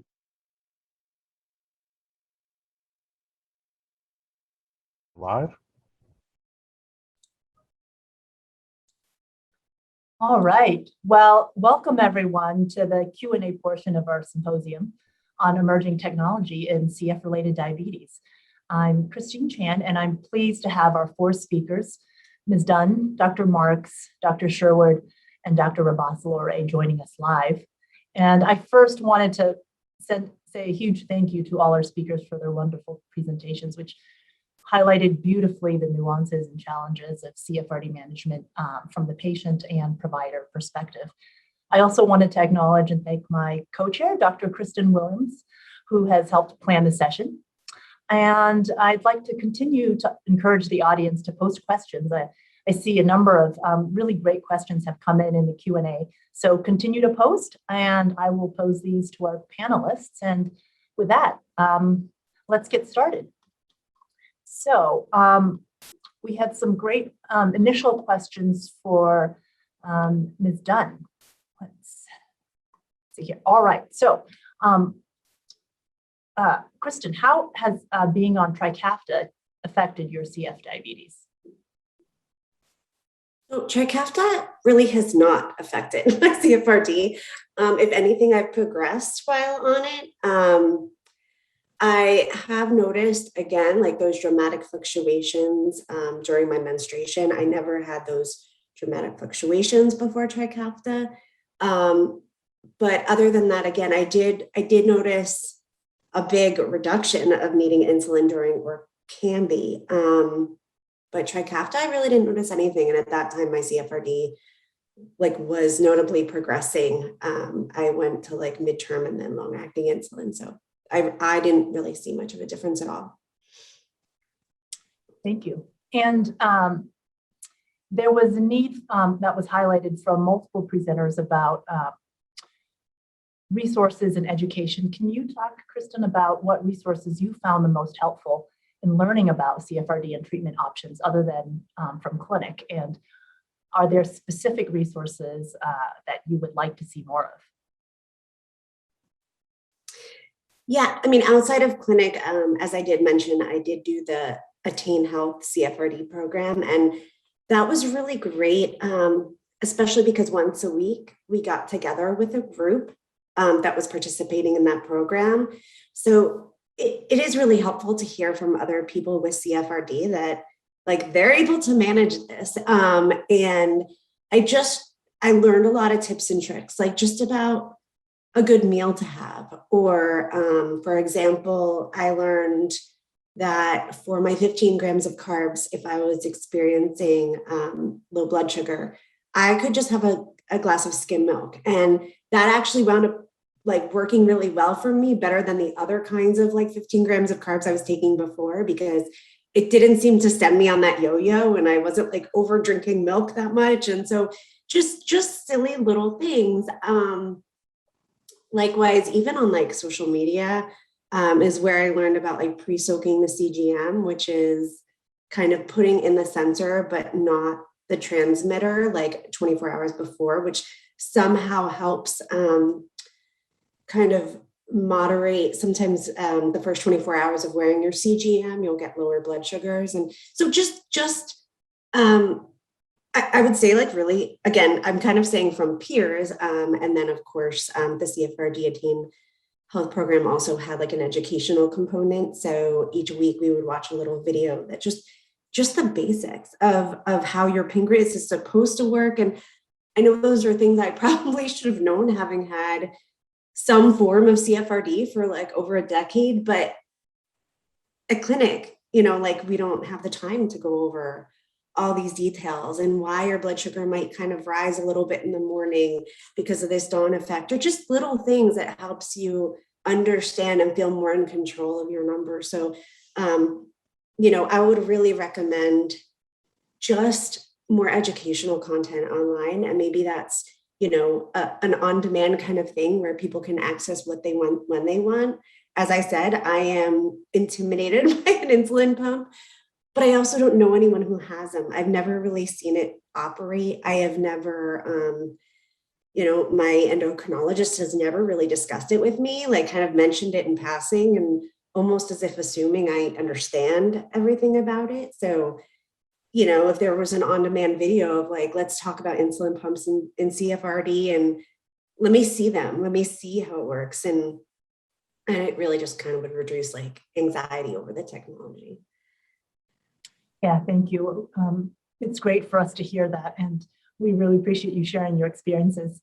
There are, I would note that the CF Foundation does have a booklet available for patients about CFRD that is undergoing revisions, is my understanding. But it sounds like a lot of those connections with other people, hearing about others' experiences has also been helpful. And that's great. That's great to hear, and something for all of us to take back and think about ways we can improve those connections. All right. Here's a general question. It sounded like many people were interested. Do you think it, and for the group, do you think it would be helpful to have a diabetes educator embedded within the CF team in addition to an endocrinologist? Would anyone like to take that? I'm happy to take a first stab, Christine. I think we were actually discussing this in the chat while the session was going on. It seems like all of us really thought this was a wonderful idea. As a physician, we typically get about 30 minutes, maybe a little bit longer, to spend with our patients about once every 3 months. And as Kristen was really articulating so well, there are so many things in CFRD that impact blood sugars. And the ability to have an educator in clinic to really spend additional time to help to explain those pieces of management, I think would be tremendously beneficial. And then also thinking about this from the patient perspective and the burden, imagine having to come back on a separate day and not being able to do that as part of your regular visit. So I think integrating both an endocrinologist and a diabetes educator in one clinic setting would be tremendously helpful. If I may add, from the Canadian perspective, we believe there is an ongoing discussion with CF Canada that having a certified diabetes educator in the team might be part of the recommendation for an optimal team. And we are finalizing a survey, or finalizing the analysis of a survey, I should say, and obviously the request of having the endocrinologist services from the healthcare professionals to the DMD embedded in the CF team seems to be the best scenario if you look this and pull data across Canada. I will also add that I think it's just like another touch point, which is so fantastic because, you know, you'd still be going to diabetes clinic, but at least there would be more of a check-in more regularly if they were also in CF clinic. And also, as I said, I take everything from the diabetes, other than like from my endocrinologist, I take everything that everyone in like my diabetes clinic says with a grain of salt, because I don't know for sure if it's going to apply to me. I mean, I used to tell them that pre-Trikafta, I didn't like to eat breakfast because I was so congested. I would often throw it up. So I wasn't starting my food intake until later in the day. And that's all they would focus on. And they would say, well, let's try to train your stomach. Like, let's start small and then like increase food, and just things that I knew wouldn't work for me. And just, you know, trying to tell me like to mix scrambled eggs with bran flakes. I'll never forget that.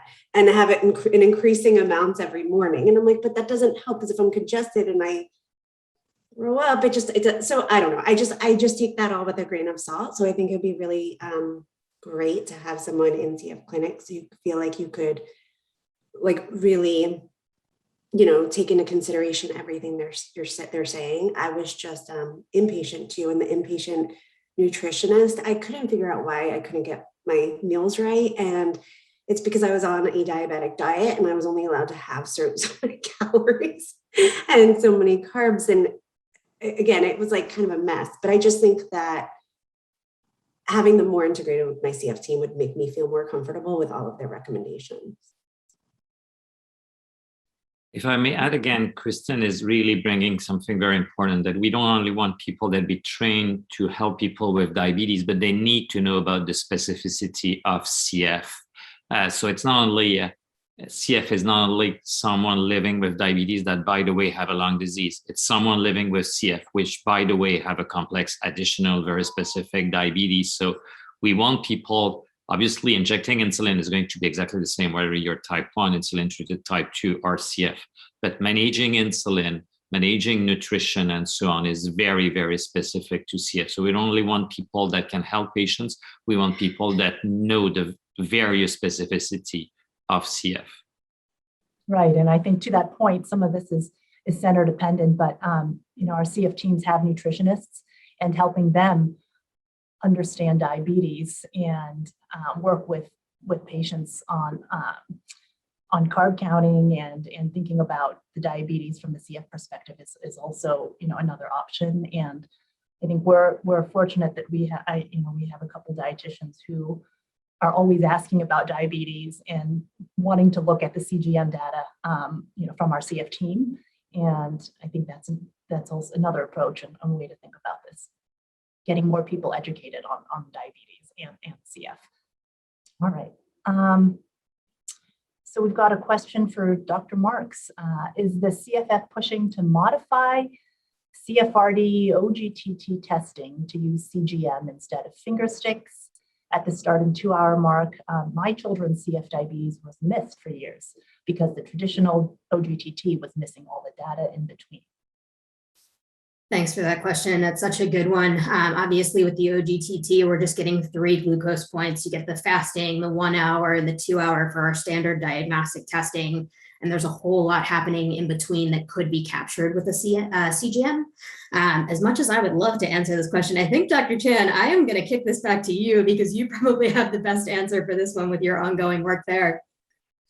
Yeah, no, I think it's a great question. And there's certainly, a lot that CGM information-wise gives us. As Dr. Marks highlighted, the OGTT traditionally with a fasting and 2 hour can miss a lot of hyperglycemia. And some centers check a 1 hour, but many centers, to my understanding, still only check a fasting and 2 hour.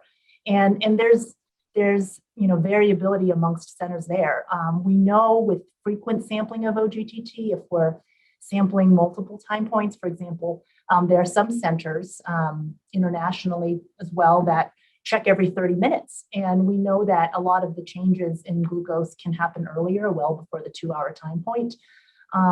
So I think there's still a lot more to be investigated there with those intermediate glucoses.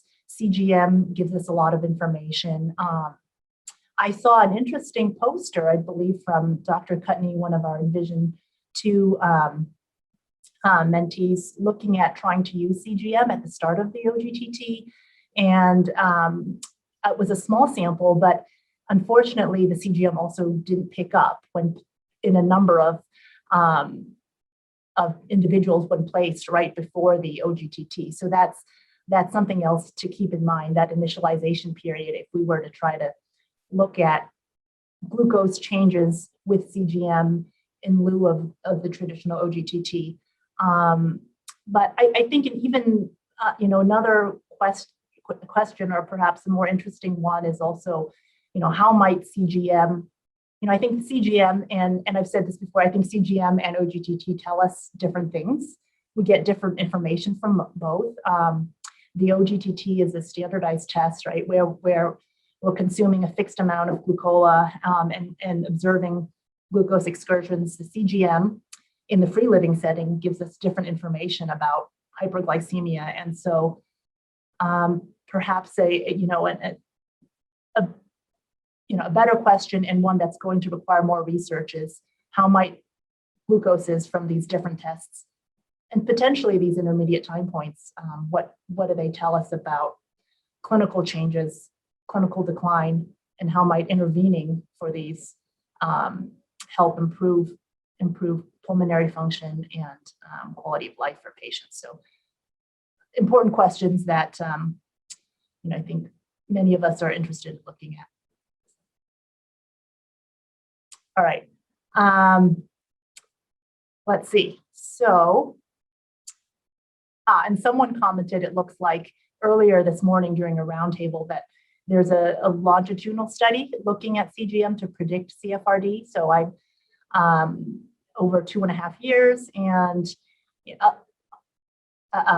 other studies have looked at this in the past with small numbers. And again, with the introduction of highly effective modulators, I think the landscape is going to change. So we need to continue to ask these questions and look at this moving forward.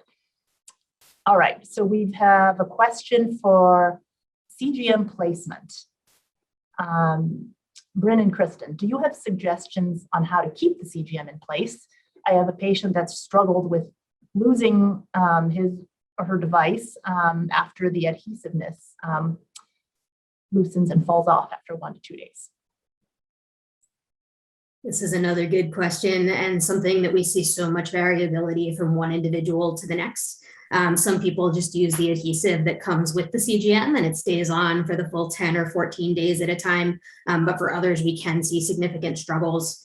There's quite a few different products that are on the market, many of which are available through Amazon. There are sort of various liquid adhesive products. I think one of the common favorites among our office is Skin Tack. That comes either as a wipe, it almost looks like an alcohol wipe, or it comes as a liquid, and you can put that down on the skin before the CGM goes down to increase the tackiness. There's also other products that would go over top of the CGM, essentially to reinforce that adhesive. There's some that come from some of the CGM manufacturers themselves. There are others that are also available on Amazon. And I think the biggest message here, just because one doesn't work for you doesn't mean that it's not worth trying another, because different products work with different types of skin. Kristen, do you have other personal experiences? Yeah, I was going to say I have more of a problem with this in the summer than the winter, obviously, because I'm sweating or I'm in a pool or, and I have found just that the Dexcom overlay patches, which they can provide you for free when you call and ask for them, have been enough for me. But I will say that I do put them on the back of my arms now, and I do make sure not to like lotion the back of my arms or anything like that, because I mean, I guess conveniently for this, I have rather dry skin, so I feel like it stays better that way, and I don't use lotion there anymore. And then the other thing I was going to say is placement. Like, I know that per Dexcom, you're supposed to wear it on your waist or your torso, but with waistbands kind of rubbing against it and pushing against it, and especially for women, like waistlines are all over the place. I found that really difficult to have in place and stay in place. So the back of my arm seems to stay a lot better. Actually, as you mentioned that, it's worth noting that although there are officially approved locations to wear the CGM, there are other studies that have shown that alternate wear sites provide equal accuracy. So I think that's a very reasonable solution. Great, thanks for those very practical tips. All right, a question for Dr. Sherwood. How can CFRD patients get involved with the bionic pancreas study trials? Any idea when it may be FDA approved? Sure. Well, in terms of getting involved, we've currently one study ongoing at MGH. So I think that information should be available on clinicaltrials.gov. Although if you're, I think, logged in here, you probably could send me a message on, I think through the symposium, and I can get you in touch with the right people. That's something you're interested in. And then will be larger trials, hopefully, planned in the future. And in terms of FDA approval, I cannot speak to that at all. There's currently an ongoing trial for the islet bionic pancreas and the insulin-only configuration for type 1 diabetes, which is ongoing. So that data would be submitted to the FDA, and then the decision would be up to them in terms of approval or not. Can you speak about the different formulations of glucagon and stability of glucagon for use in a pump? Sure. So yeah, there's currently no FDA approved glucagon for pump use. And until recently, glucagon is not stable in solution. In our past studies with the bihormonal configurations in CF and in type 1, we used the emergency kits and reconstituted them daily, and patients had to change their glucagon infusion site daily.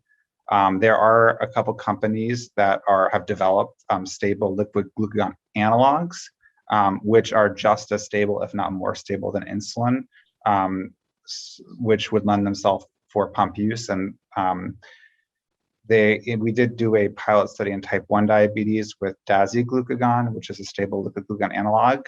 And depending on the amount of glucagon used, patients were able to actually use that same cartridge for the entire week of this duration of the study.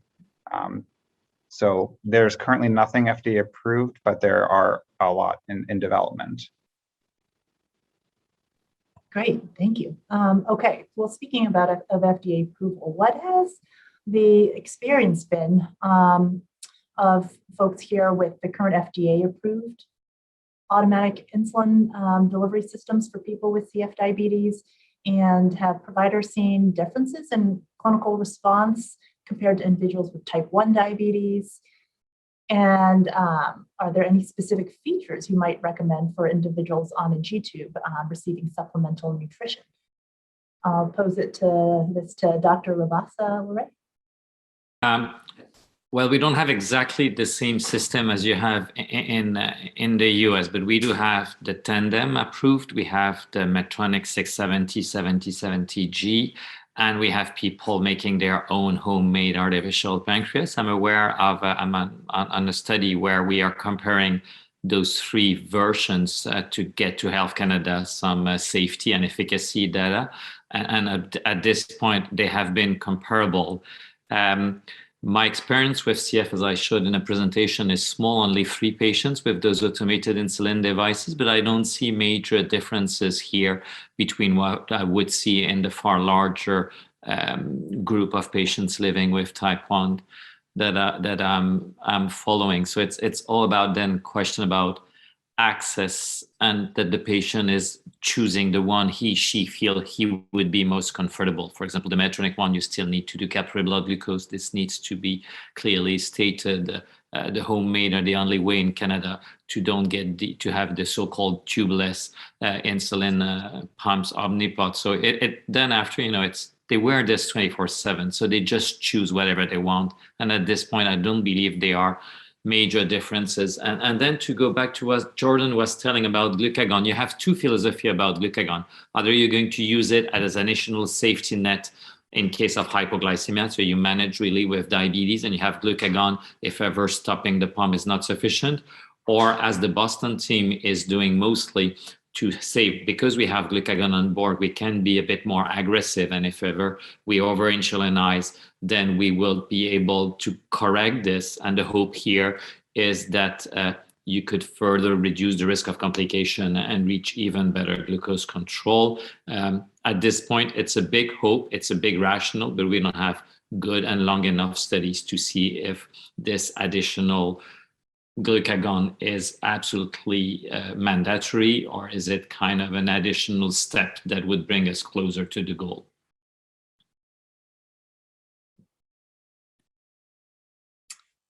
Thank you. A related question, let's see, to access. Can folks comment on their experiences regarding healthcare-related disparities, access issues with respect to diabetes technology utilization? For example, choice of pump or CGM, insurance coverage based on diagnosis. I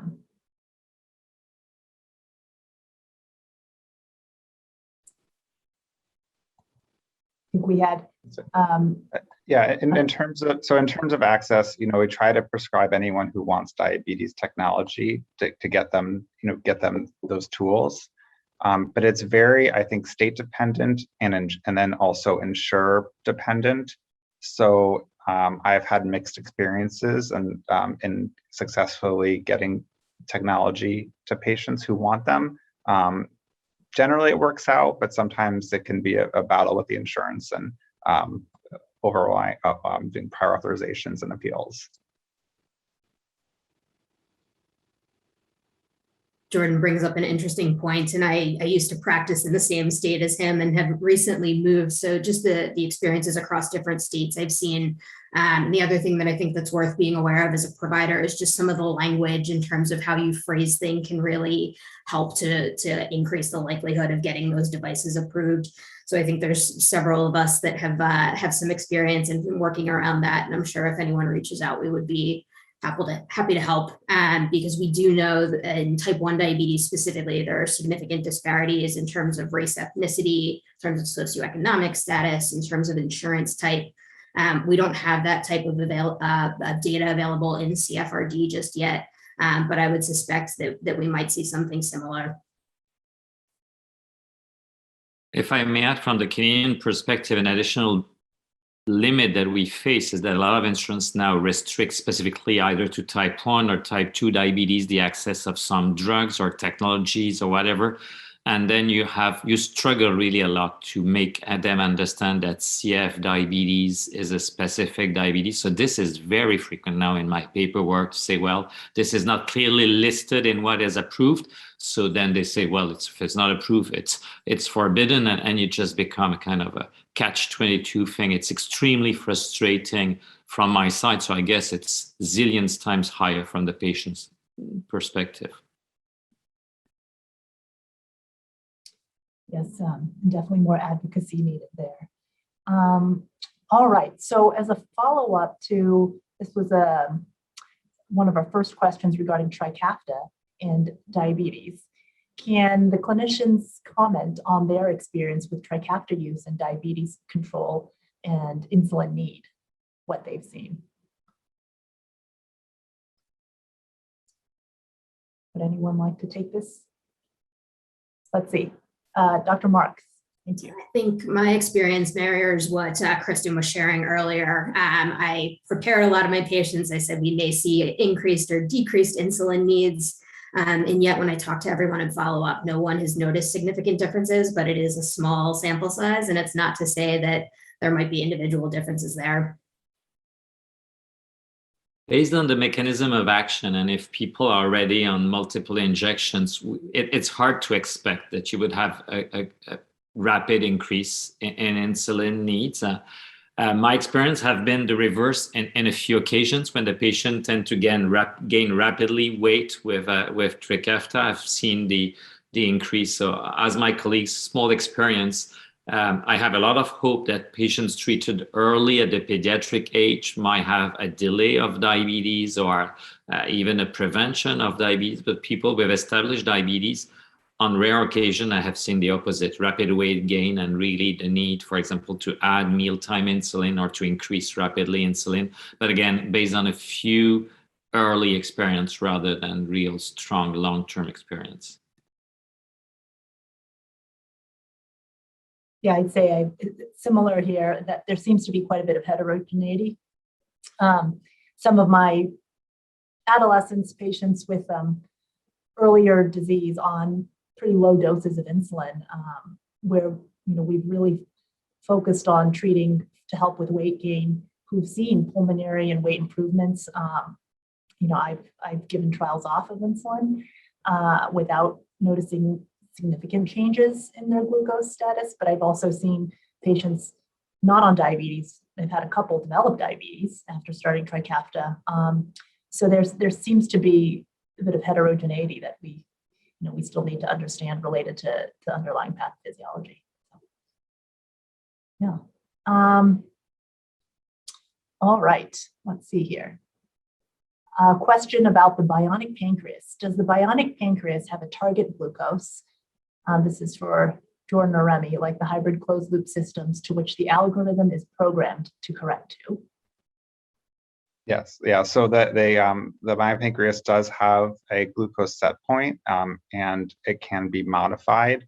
And in our past studies, we have with the bihormonal systems, depending on the study, we have set a lower target with the bihormonal system compared to the insulin only system, because in theory, you may be able to obtain more aggressive or lower mean glucose with no change or decrease in hypoglycemia with the glucagon. So definitely, it's hard to make larger conclusions with CF, but we definitely need larger studies because all our studies with the bihormonal have been very small and short term.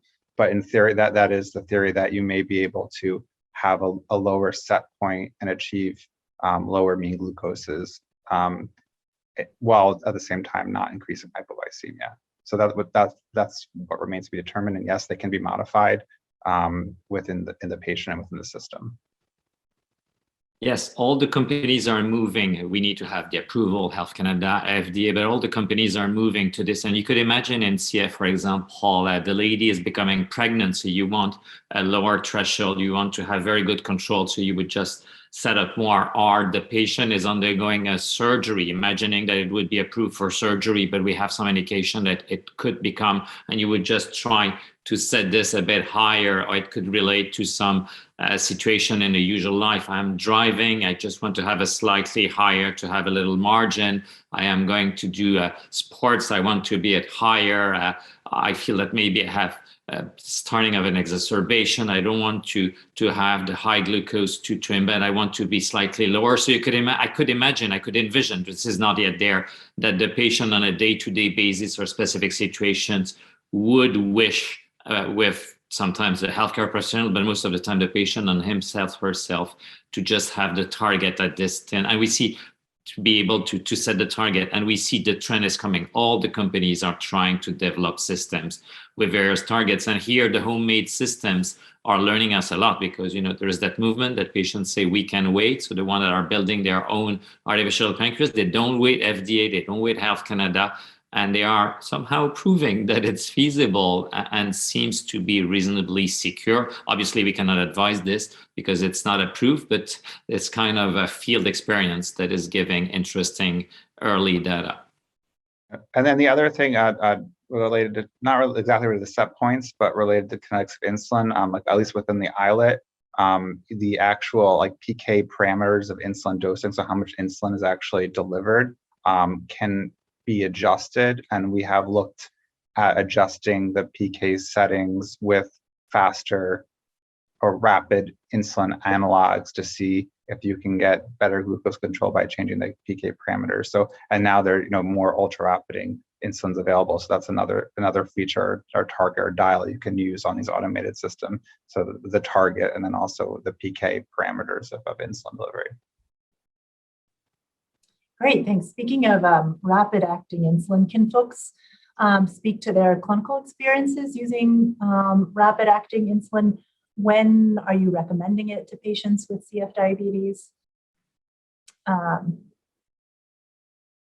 Yes, Dr. Rabasa. Well, usually it's not the case. We have the drugs a few years after you in the US, but FIASP was, Canada was the first country to get FIASP approved. We also have Lumjef, but it's not accessible in our milieu. So roughly my indications, in theory, the more the faster insulin are, the better they will be appropriate for CF. We have that kind of rapid excursion and rapid downscale. So my main indication when it's not working with our classical other options, and in theory, I tend to switch a bit more rapidly in patients with CF than others. I also like a lot the ability on a punctual basis to be able to inject just after the meal. Let's say the patient have nausea, she's don't know. We know that this insulin forgive a bit more than the other ones. I would not advise this on a regular basis, but the patient with CF have a lot of good reasons to try to do this. So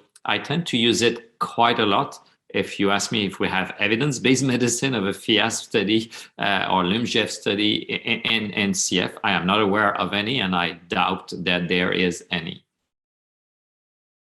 But a great suggestion for anyone listening and interested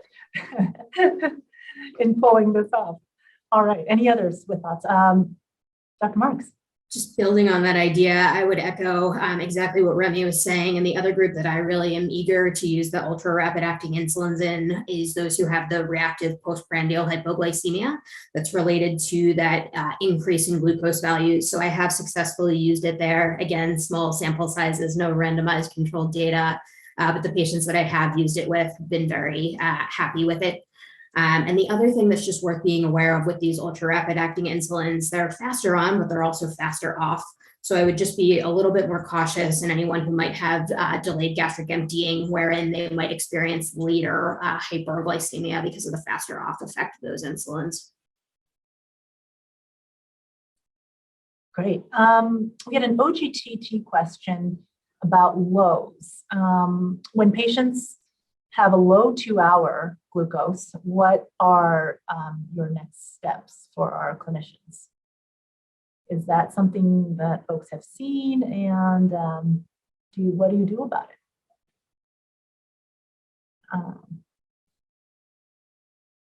Anyone want to take a stab at this, Dr. Rabasa?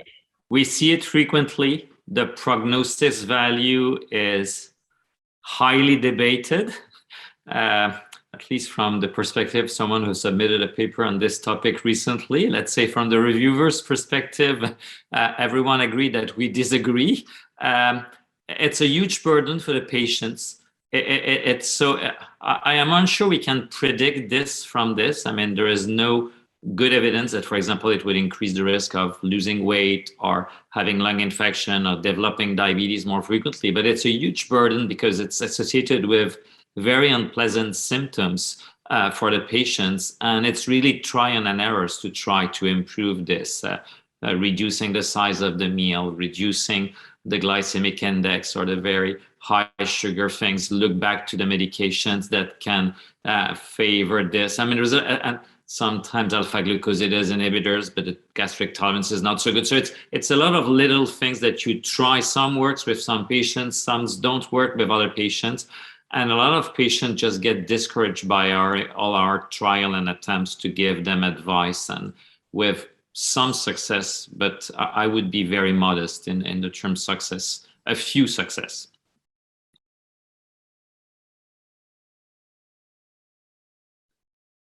I would add that, we've been looking at this and actually are writing this up as well, but at least between the OGT, hypoglycemia on OGTT and in the free living setting, the concordance, we didn't find a high concordance there. So it may, I think we have to do more to understand what's driving this hypoglycemia in different settings and contexts. So.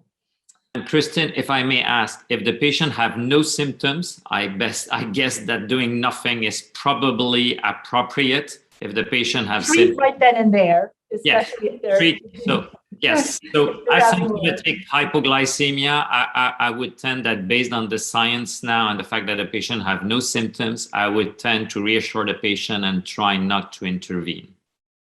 As an experience, again, that's not evidence-based.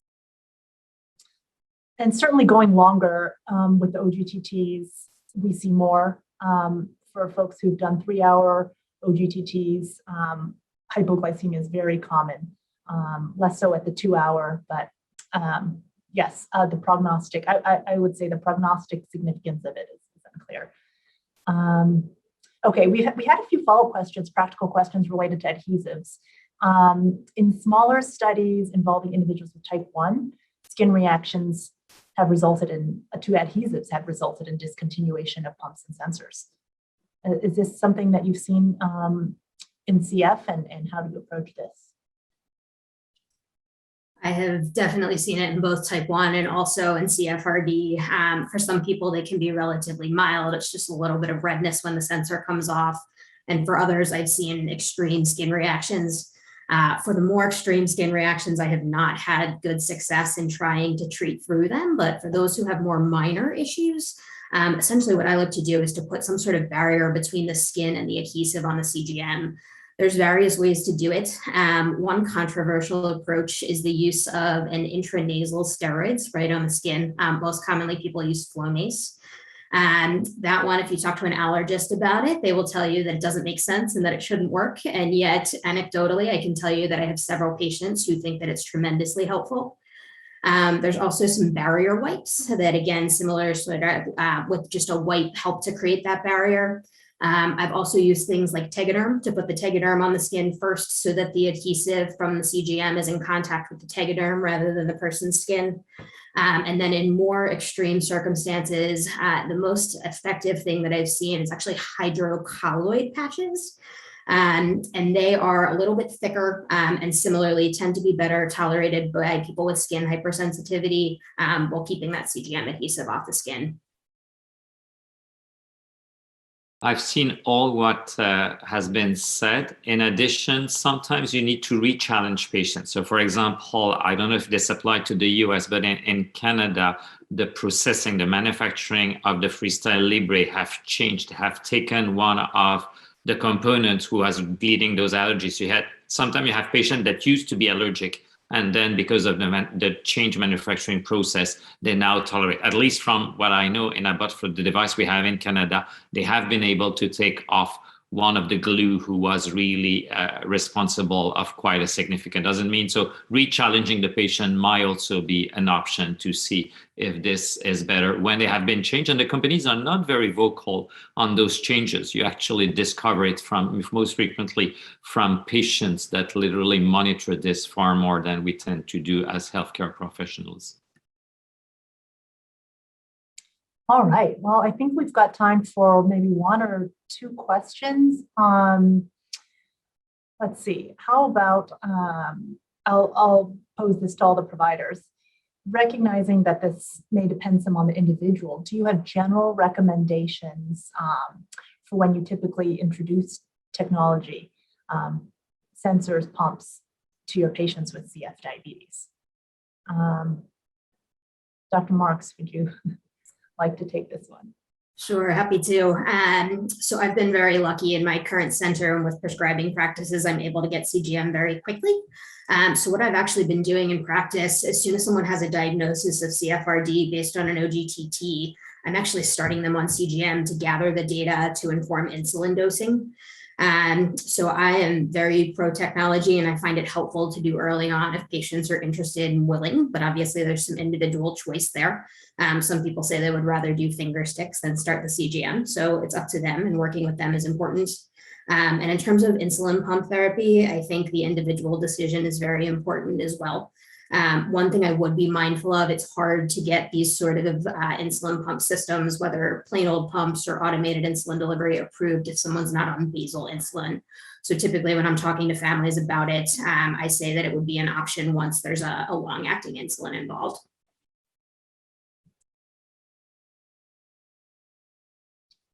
We actually don't even have good studies to know, for example, in type 1 diabetes, which is the typical scenario for choosing technology, we don't have good studies to know who would benefit from an insulin pump. For the CGM, at least in my milieu, I see a huge take-up. The patient, as Dr. Marks was telling, we just allow them to try and to see all the benefits. And I've seen some patients that were not making any glucose monitoring. So we were relying on roughly, and even being on insulin, being able to really improve with those devices when there is no allergy and when you deal with the ability to wear it. For the pump, actually never force a patient. I don't want to have a pump, to use a pump, because this, even though we don't know who would benefit from a pump, we know that trying to push for a pump when a patient is reluctant, this is not working. Again, this is a clinical experience. Now that I'm old, I can argue about this.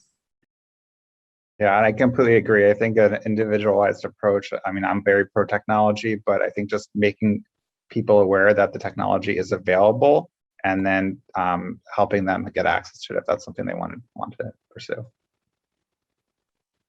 Yeah, I would echo early and often. I think sometimes these are ideas we need to get used to, so we need to hear it more than once. And I think definitely, if you're on long-acting insulin, I've had some strange things happen on long-acting insulin with low blood sugars at times that I wouldn't have expected. And I think that would be, like definitely a great suggestion to have CGM monitoring at that time too. Great, thank you. All right, how about one last question looking to the future? Can you tell us about any upcoming devices, CGM devices, newer features of these anticipated in the next, say, year? We had some discussion about this in the back room.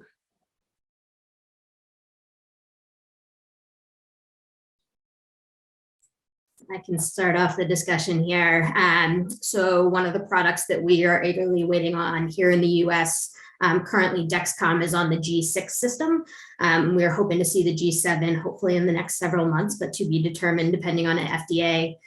What's exciting about that product, they're showing actually improved accuracy, a drop in the MARD.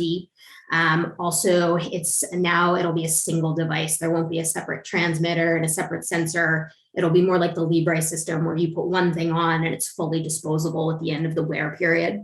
And then speaking of the Libre, this is already approved, the Libre 3 outside of the United States. And essentially that will take the Libre from an intermittently scanned glucose monitor where you have to wave a receiver over it to see the number to a real-time CGM system that'll make it just like the Dexcom and the Medtronic products that are on the market today. And the Omnipod has pivotal data for their closed loop system, which is under FDA review. So that will be available in the near future as well for closed loop solutions. Fantastic. All right. Well, I think we're really living in a time of rapid technology advancements, and the progress over the past 5 to 10 years has been incredible. And I think the future continues to be really promising. We really appreciate all the important work and advocacy that you all are doing to help improve the lives of patients living with CF and diabetes. So with that, I wanted to once again thank our speakers for a really insightful and really informative and wonderful session. Thank you so much.